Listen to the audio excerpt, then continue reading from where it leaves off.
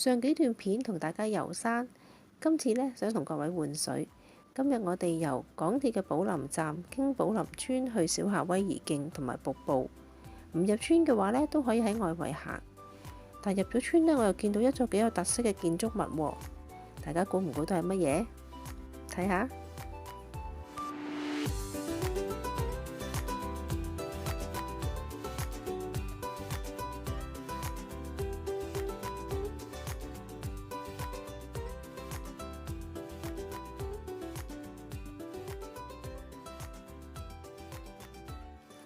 出咗寶林村會見到巴士站，當然大家都可以搭巴士嚟到將軍澳寶人樓呢個站落車。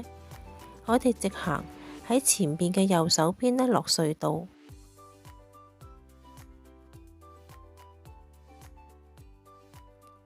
出咗隧道嘅斜對面呢，有個將軍澳村公廁，如果大家有需要都可以去洗手間先。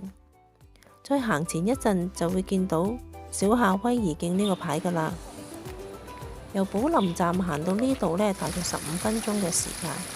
再由呢度去瀑布呢，大約都係半個鐘頭到嘅啫。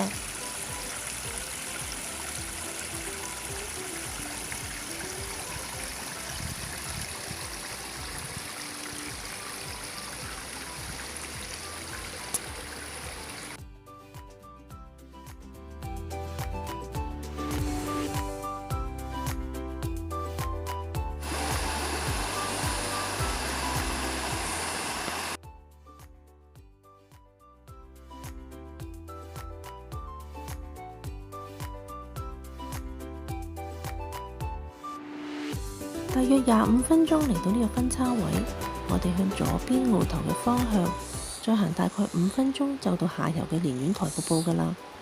欣賞完連苑台瀑布之後，我哋沿路出返路口，向井欄樹嘅方向上山，睇小夏威夷同埋其他瀑布，仲有一大片翠綠嘅山坡，非常之心曠神怡。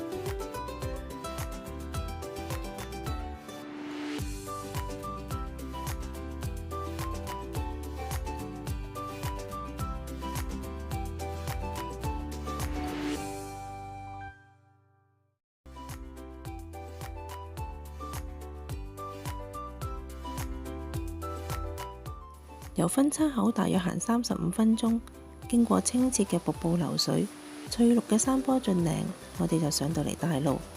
你可以選擇出大路向井欄樹嘅方向繼續行衛奕信徑，我就沿路落返去路口。喺上大路前呢，我見到一間白色嘅屋，我被屋前嘅對聯吸引住。庭少有竹春常在，山靜無人水自流，好有意思。喺呢度呢，我要向屋主講聲唔好意思，我未得佢同意呢，就影咗呢張相。不過我相信屋主都係文人雅士，會有廣闊嘅胸襟。我而家落山啦。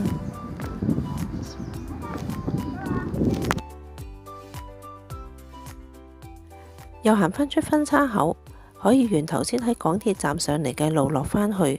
我就想試下行左邊魷魚灣，經寶坑徑一樣可以出返去將軍澳嘅寶林站，不過就要行多差唔多20分鐘。